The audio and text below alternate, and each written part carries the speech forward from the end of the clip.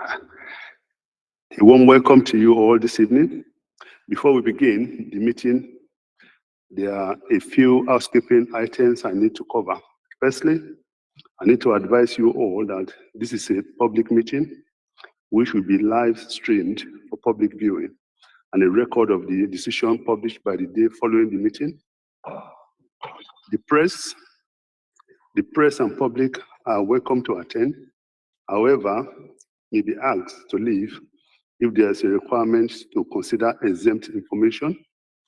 Exempt information will be considered in a closed session and will not be streamed online. I would also like to remind all committee members that you are required to attend in person. For any councillors who are accessing this meeting remotely, I must remind you that you are not counted as being present for the purpose of the Local Government Act 1972, and you may not vote on any item under consideration. You may, however, at my discretion as chair, contribute to the discussion and participate in a non-decision-making capacity.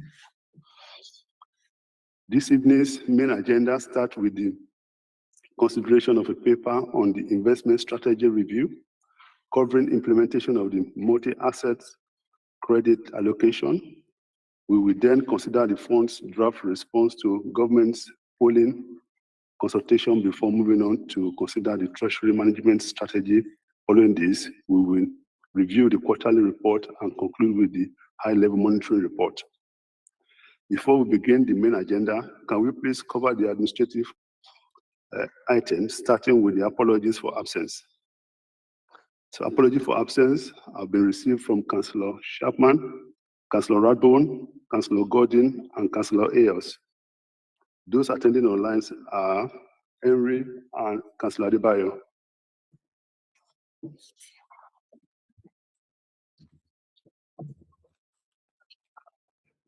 Declaration of interest. Members may declare disclosable pecuniary or non-pecuniary interest in any item coming before the Pensions Committee. They must state the item for which they are declaring an interest and what the interest is, as this must be properly minuted. Where the declaration is for a disclosable pecuniary interest, the member must leave the room when the item in which the members has an interest is being discussed, unless the member has obtained dispensation from monitoring officer or standards committee to remain in the room and participate in the meeting. Where a member has a non-pecuniary interest, he or she must declare the existence and nature of the interest in relation to the relevant agenda item as soon as it becomes apparent to him or her. He or she may remain in the room, participate in any discussion, or vote provided that contractual, financial, consent, permission, or licensing matters are not under consideration relating to the item in which the members has an interest. If this is so, the member must leave the room unless the member has obtained a dispensation from the monitoring officer or standard committee. Do members have any interest they wish to declare? Yes? No? No? Okay. Yes? I just need to mention that in the quarterly report there is a mention of the actuarial benefit play on us. So there's any discussion about that one. Okay. Please, can I ask the committee to know the terms of reference of the Pensions Committee contained within the refreshed Council Constitution and came into effect on 4th of September 2023.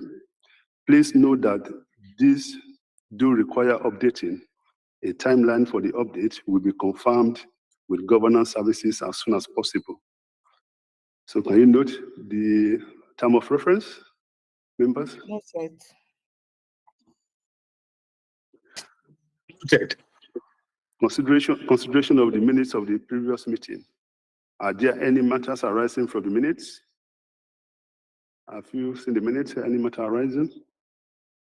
Okay, can members agree the minutes of the previous meeting held on the 14th June 2023 as a true and accurate record of proceedings?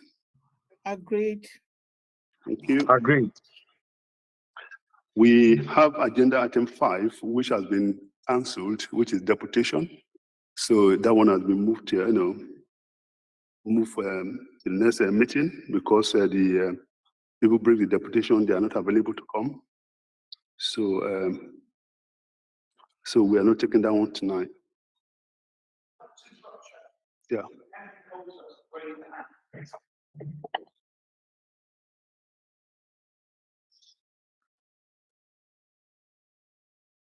See, from the back of my head, so I didn't see that. Henry, yes? Yeah, I'm really sorry, Cam. Just on the earlier paper, given the new terms of reference and your point about disclosures of interest, when will we be asked to update our disclosures of interest? Because obviously we have some standing items, and I'm trying to remember. I've just filled in three sets of declarations of interest elsewhere, and I've just dropped my memory. I don't think I've done one for Hackney for some time, so I just wanted to ask the Secretariat when that's due for update. I'm sorry, it's 2 papers back.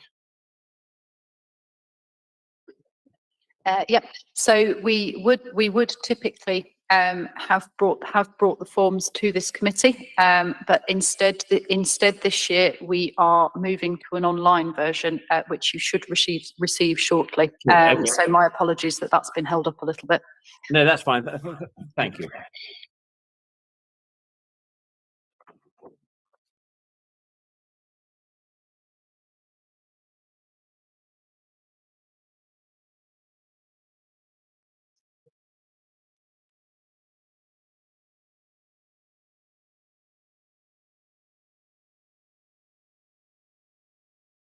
Sorry. Can members agree that the press and public be excluded from the proceedings of the Pensions Committee meeting during consideration of exempt report appendices at items 7, 8, 9, 10, and 13 on the agenda, on the ground that it is likely, in the view of the nature of the business to be transacted, that where members of the public will be present, there will be disclosure of exempt information as defined in paragraph 3 of part 1 of Schedule 12A of the Local Government Act 1972. Agreed. Agreed. Thank you. Are you stop live streaming, please?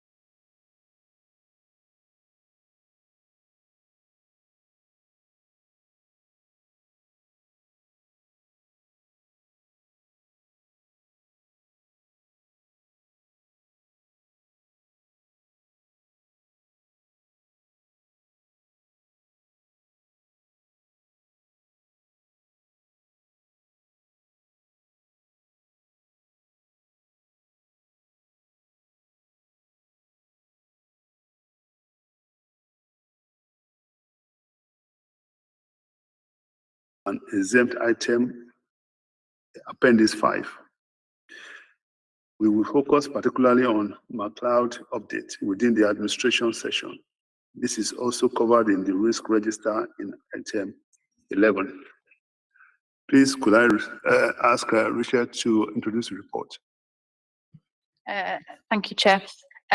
So as Councillor Adams has alluded to, we will be taking this report as read unless there are any questions. But there are 3 items contained within the report that I do want to particularly highlight.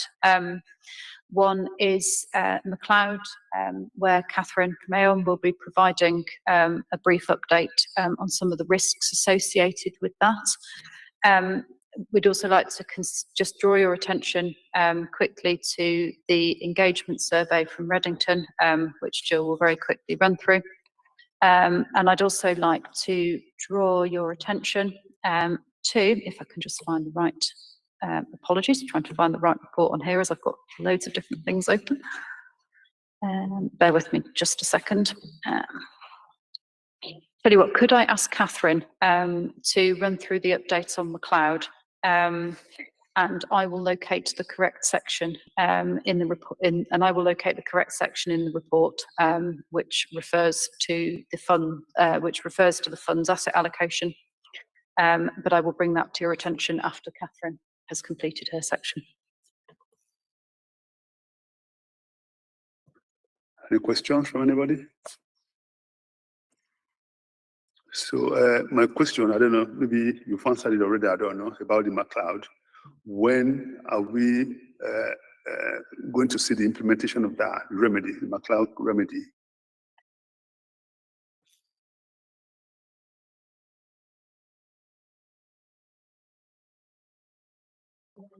There we go. User error. So with McLeod, we do now finally have the regulations needed to finalise implementation plans. You will obviously all be aware that the initial plan was that regulations would have been in place last year, giving funds and software providers a year to put everything in place. We've actually ended up with the regulations being laid 3 weeks before they come into effect, which is clearly not enough time for everything to be finalised. Having said that, Equiniti are well on the way to having solutions. So they do believe they will be able to calculate benefits in line with the underpin from the 1st of October using a tool that they have built for the benefit rectification cases. There are a couple of caveats to that. There is a group of members that there is an area of data missing, which I believe relates to 2017 when the council changed payroll systems. So there is still some work needed to collect and update members' records with that data. Equiniti have also flagged that due to the implementation of McLeod and some resourcing issues, there is a potential impact on SLAs being met potentially from October onwards as a result of calculations having to being taken longer to ensure that they are being done in line with the new regulations and making sure that the right data is being used in calculations. So that is something to be aware of. And as flagged, that is picked up on the risk register, which you will see in the next report. The other aspect of McLeod just to be aware of is this does link in with the proposed move of Equiniti, the upgrading of the software system. That upgrade will do a lot of the McLeod functionality, but as committee will be aware, that implementation of the upgrade has been delayed, which is why Equiniti are having to look at workarounds for the McLeod remedy. I'm happy to take any more questions on that. Obviously, there's a bit more detail in the report, but yeah, any questions? Anybody else questions? Sorry. Richard, yeah. But I also just add that it is flagged as a red risk on the administration risk register, given the particular challenges we have as a fund. with the clash with our upgrade to Compendia Touch. So all funds essentially will be experiencing a degree of resourcing risk around getting the work done. We think we are perhaps in a slightly more difficult situation, given that unfortunately the timing coincides with a very necessary upgrade to Compendia Touch, which is the new version of our administration system. So it is flagged as red on the risk register for anybody who'd like to look at it. Questions? Right. This one is just for clarification. The case levels. Can I ask you a question on that one? Sorry, the case levels. Yep.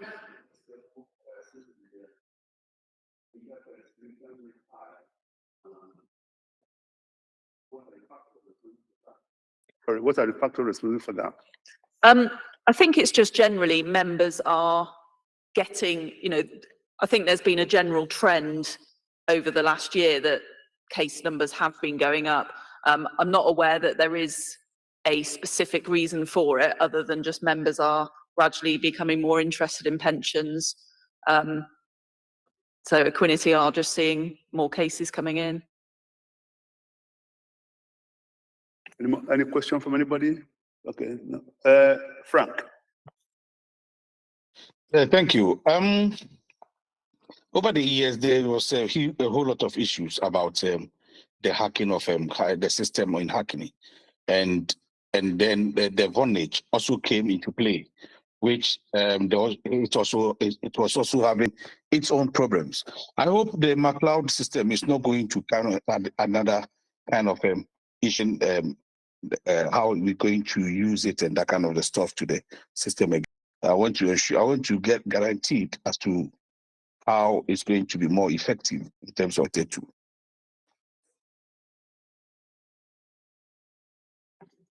I'm not sure I quite caught the question there. Was that about whether the system is going to correctly deal with McLeod cases? Yeah, that's what I'm saying.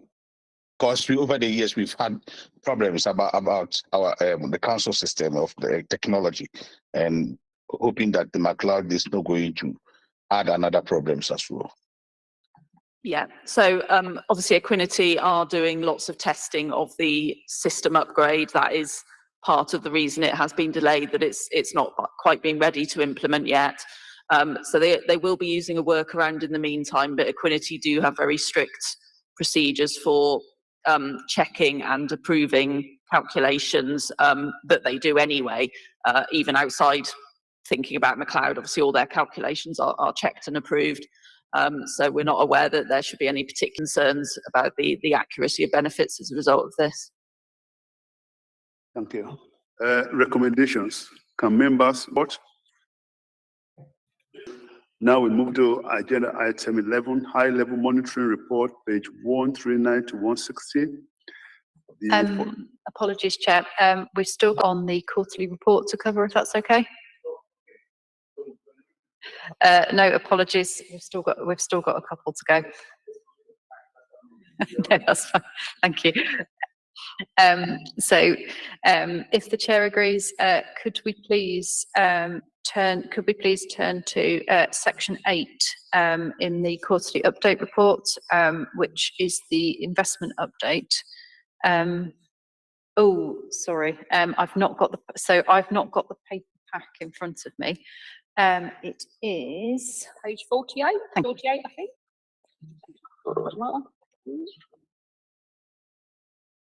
Yeah. Paragraph 8.2. Onwards, I think. Yes, that's the one. So if I could ask members to look at the section entitled Responsible Investment Update. Reddington are going to very quickly present the results of the Responsible Investment Survey, which I know that some of you have completed over the last few weeks, and we cover the investment performance and the market report. So if I could hand over to Jill, please, for the RI update. Great, thank you very much. The sort of covering report starts at page 111 in the pack, and just a really brief recap on kind of what we're doing around the survey and why we've done it. Just a quick reminder, we absolutely recognise that for Hackney, responsible investment is a key aspect of how they want to manage the fund. So on page 112, we've just set out a quick recap of the work that you've been doing, obviously setting those interim net zero targets and that 5% allocation to nature-based solutions. In terms of the next steps on stewardship, I think it's important to note that when we did the initial survey earlier in the year, the committee were very much in favour of engagement. And I'm pleased to say when I actually go through the survey results, that's very much been supported by the more detailed survey as well. The aim is to also get the Responsible Investment Working Group meeting on a more regular basis to support the fund's application for the Stewardship Code, which we'll be supporting the fund with in terms of trying to submit that for approval in 2024, April 2024. Just a couple of other points on page 113, and apologies, there seems to be slightly enlarged Invest Engage, and I'm not quite sure why that is. But basically, we've talked to you a lot in terms of responsible investment about how the levers that you can use. And the investment one, you've absolutely been using that in terms of the allocation to renewable infrastructure and also the allocations to the climate solutions. Engagement is something that you do, and that's the next phase, if you like, of the work that we're looking to do in terms of that stewardship code. And then finally, exclude, and we'll talk a little bit more about that in a minute. I guess in terms of the sort of follow-on point and the page 115 here, looking at some terms of reference really for the Responsible Investment Working Group. So just some really high-level comments. This won't be a decision-making group. This is really just to help support the fund with some of the work that they're looking to do, particularly around stewardship and engagement. And then finally, there was a quick recap of the timeline. As I say, we're very much looking to try to submit the Stewardship Code for April 2024, which I think should be eminently achievable. Moving to the separate pack, which hopefully some of you have got, and Rachel is very kindly putting onto the screen. So page 2 here. And I'm not going to go through the whole deck, so you'll be very pleased to hear that. This is more for you to reflect on and look at your leisure. But some key takeaways from the survey. There's obviously a very high level of keenness to know a bit more about ESG and the opportunities. Engagement is really key for the fund, and that's been re-emphasised again by this Sustainable Investment Survey. The fund's really keen, as we know, to focus on climate change, but a broader set of focus areas, including plastic waste and corporate governance for engagement. There was definitely some appetite for exclusion, but how to think about that, and perhaps including that in a broader engagement framework that sets out a process that you might go through for actually excluding investments. I think the sort of clear takeaways is there's some work to do in terms of engagement and stewardship, but you're well on the way. And I think this survey results provide real clarity around how you want to take things forwards. The only sort of other pages that I point to really in this deck, and as I say, it's really for you to take away and just reflect, but we will certainly be using the feedback from the survey in how we take the stewardship and engagement forwards. On page 11, the key themes which people were keen to focus on. So you're okay with that? Page 11. Yeah. So key themes, and there's a number, and I think the key focus for you as a fund is very much about the environmental side of things, and we know that from the climate change, but also thinking about biodiversity and plastic waste. The second key theme, I guess, is around corporate governance, which includes boardroom pay and compensation packages. And then the third theme is around human rights. So working with the smaller responsible investment group, we'll explore ways in which we can pick up engagement on those three key themes, if you like. And then say very briefly on exclusions, clearly there is quite a bit of appetite to at least have something within your decision-making process that, sorry, page 12, something within your decision-making process that enables you to get to a point where you might take a decision on excluding something. Historically, obviously, the fund has very much focused on engagement, and I think that still will continue to be the case, but it's whether there comes a point in time that you've done a lot of engaging, what are the mechanisms for making that decision, and what's the time frame? So again, something to think about as we go through the work that we're going to do with you over the next few months on stewardship and engagement. That's a very high level overview of kind of the results of the survey, but did want to thank all of you who contributed and took the time to do it. I think it's been very helpful in backing up earlier comments, but also on how we might take this forward. So thank you very much. Any comment, questions, comment? Rachel, you want to say something? No, it was just to add, if we had time, if we just wanted to touch the report on the market update. Unless obviously there are any further comments on the stewardship item.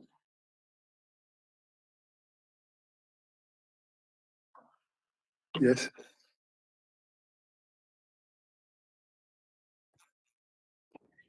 Yeah, I'll just make very, very brief comments on the performance report, because you've obviously seen the numbers from the London CIB on their funds.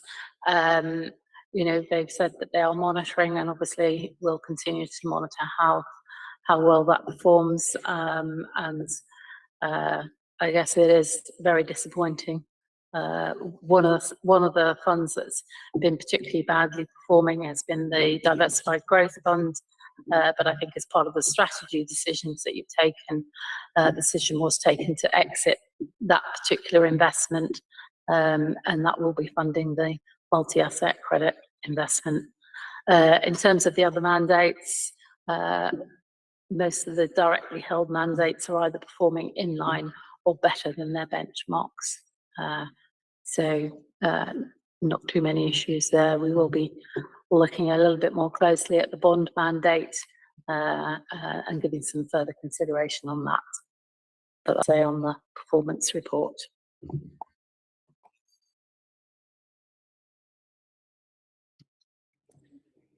Thanks. And I was just going to touch on the market update, which is page 83, Rachel, in the combined public pack. So the purpose of these updates is really just to comment on what we're seeing as the key trends in asset markets, not just over the quarter, which is the snapshot you're provided in the performance report, but also slightly more recently, and think about how they impact the fund's investment. So the first section is on equity markets. So equity markets are the key driver of the fund's asset value. So on slide 3, equity markets have been in quite bullish mood lately. We've had extremely strong returns from equity markets, driven really by 2 factors. The first is that the economy or markets are quite optimistic about the prospects of what they call a soft landing for the US economy. by soft landing, they effectively mean the ability of the US government to be able to get inflation under control, but not hit that economy into a recession. And the second factor driving that is really excitement about the potential for AI, hence the image here, which has really driven strong gains in tech stocks, which we'll come on to a little bit more shortly. On the next slide, we've just got stock market indices year to date. So we've got developed markets up around 17%, led by Japan and the US. UK markets have lagged slightly due to a combination of strong sterling and falling commodity prices. Emerging markets, which the fund actually doesn't have a huge exposure to, have underperformed predominantly due to concerns over China, deflation and high unemployment. On the next slide, thinking about from a sector perspective, as I say, the developed market or general equity market performance has been very, very strong. But if we think about that from a sector perspective, equity gains have actually been extremely concentrated, and they've been concentrated in names, the tech stocks, the Apples, the Googles, the Metas, the Teslas that you will hear about in the news. Those that are effectively well placed to capitalize on this AI boom.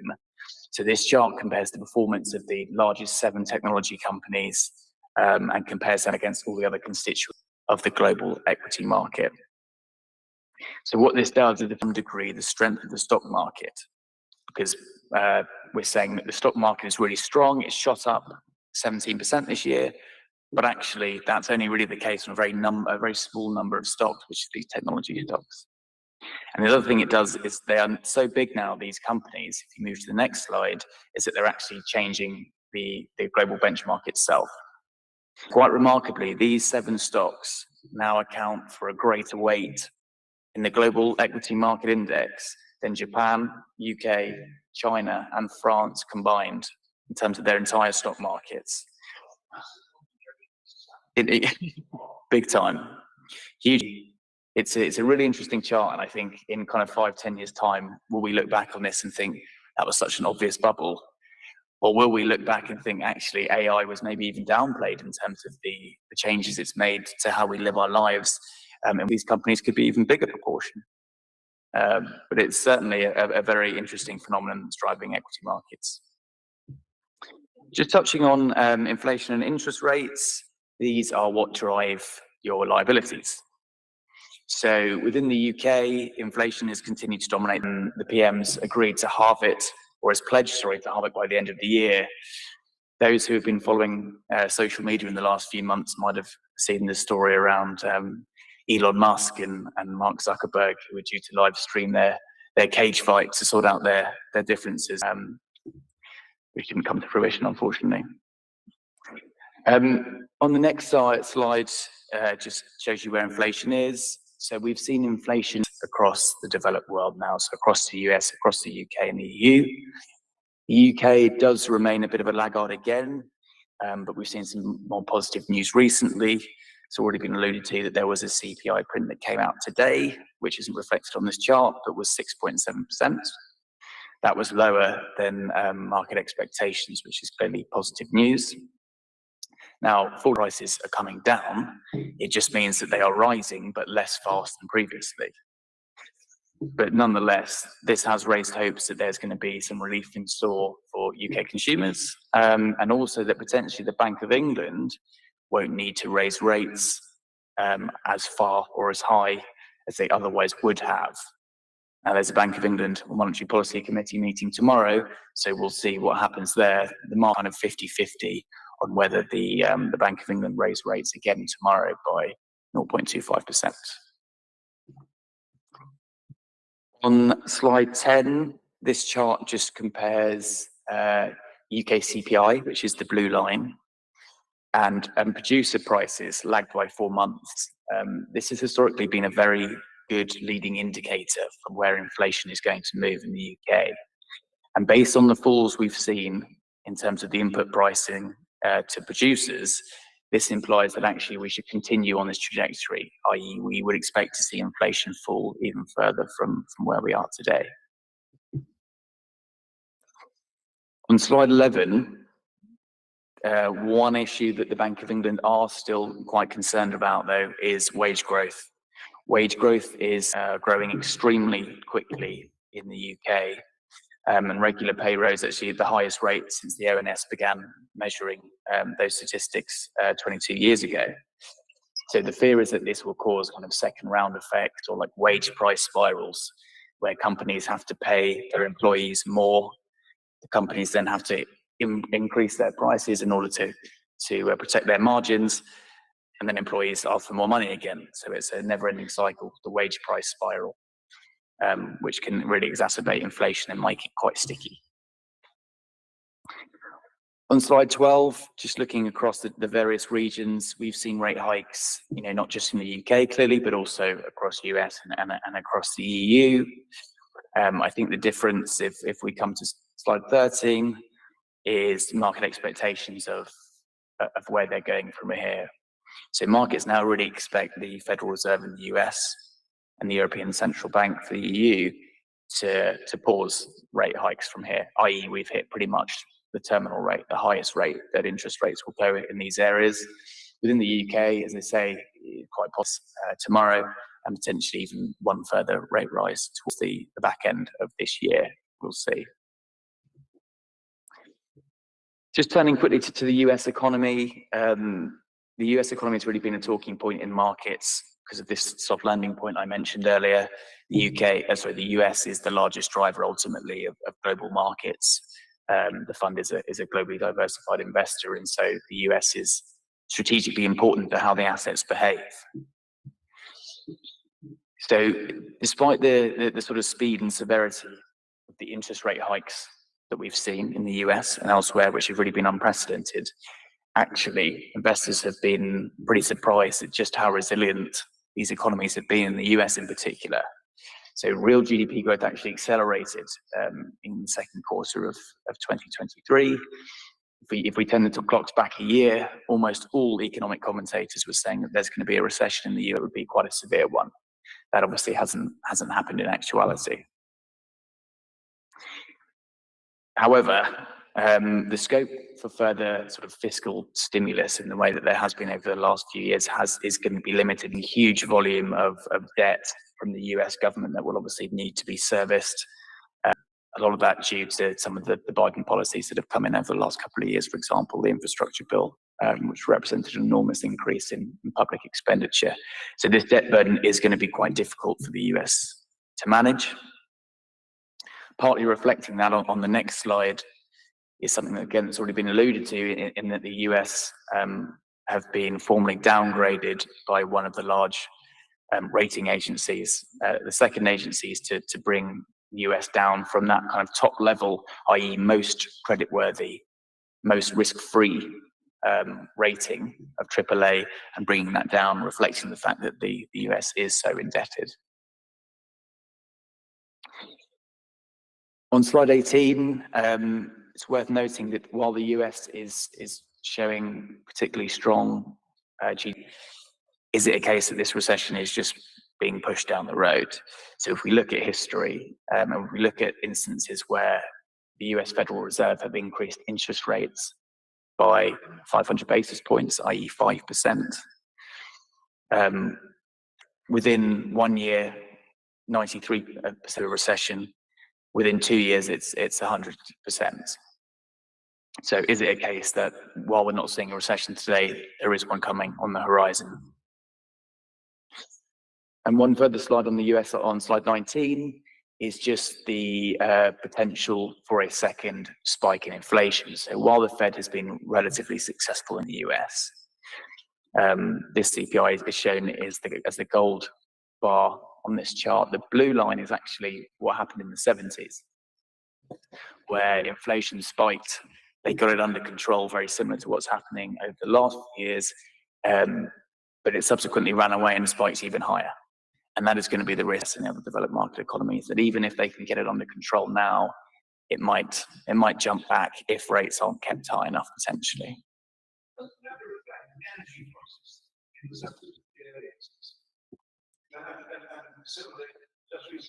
Yes, yeah, to a large extent. It is. I mean, so yeah, well, the US is in a reasonably strong position from an energy perspective because they're much more self-sufficient because of all the fracking, etc. that they do. It's not like the UK where we're very reliant on moving away from, you know, the Russian gas, for example, which is a big driver of the inflation there. The US should be better placed from that perspective because they are largely self-sufficient. But it's an interesting picture for sure. Just to briefly touch on fixed income markets, which is the next section. So clearly the fund is investing in government bonds and also credit investments, the likes of multi-asset credit, which we heard about previously. So credit markets have been kind of relatively quiet. We've seen a slight narrowing of spreads, but both investment grade and high yield spreads kind of really close to their sort of averages over a kind of longer time horizon. Where we're seeing much more volatility on slide 22 is in government bond markets. Now, the fund doesn't have a huge allocation to government bonds, but government bond yields do also impact the way in which the liabilities are calculated. So when we see yields sharply rising, as we have done over the last 2 years, that's a positive thing from the scheme. And if you've seen the funding update in the pack, that comes across there where we've really seen an uptick in the funding level. So that's a result of, at the same time, when the assets are staying reasonably stable. So rising yields are actually good for the scheme, despite the fact that it does mean that the assets face a bit of a headwind. From an inflation perspective, this is the very, very long-term inflation, relatively stable over the past kind of year or so. It's the shorter-term inflation where the market is clearly much longer term. The market thinks it'll kind of wash out. And then on 24, just kind of pulling this all together briefly, this chart is quite an interesting one. It shows the earnings yield on equities versus the yields that you can get on corporate bonds, get on cash. So what we've seen over the last decade is that we've had very, very low cash rates or interest rates. That's encouraged investors to then invest in riskier asset classes because they've needed to generate that additional return, and they can't get it by, for example, investing in cash or investing in lower risk assets like bonds. Now, if we think about that today, we've flipped this 20-year or much longer trend on its head, and actually we're getting much better value from shorter term, less risky investments like cash, like shorter term bonds, and not having to go into the really, risky areas of the market, like equity, for example, or even private equity, like the government might want us to move towards.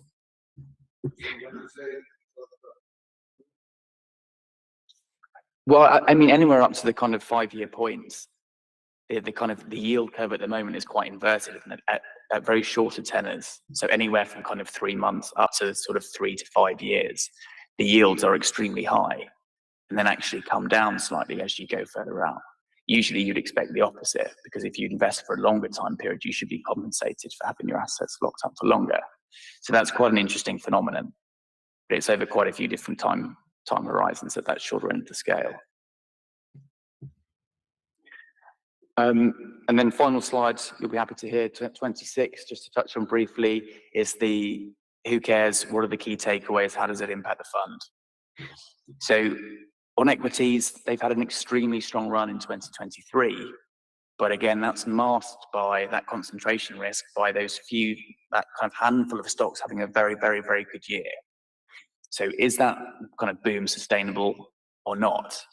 Actually, what you want from your equity portfolio, if you don't think it is to have different diversification, different investment managers in there that are looking to exploit different areas of the market, different stocks, which is what you do have. We've seen falls in inflation and a resilient US economy, and there is hope in the market that the US can engineer a kind of soft landing, and to some degree that the kind of the UK can follow suit as well. Clearly, that would be positive for assets generally. The outlook on other kind of major economies relative to the US is a little bit less favourable. There is still some worries that this inflation could be quite sticky. That obviously has knock-on impacts in terms of your assets, but also your liabilities as well, because your pension payments are directly linked to CPI. And then that final point, which is just that there are relatively attractive opportunities at the moment in the shorter kind of duration areas of the market in terms of cash, and in terms of kind of the lower duration bonds. That is likely to be a headwind for equities, for example, because we've seen a huge swathe of investor capital move from equity into bonds, where they can generate those same level of returns, but with much more or a much higher level of predictability. And that's exactly kind of some of the strategic changes that obviously the fund is making if we think about multi-asset, for example. And I'll leave that there in case there's any final questions. Any questions, comments from members? Seems like short-term allocated funds.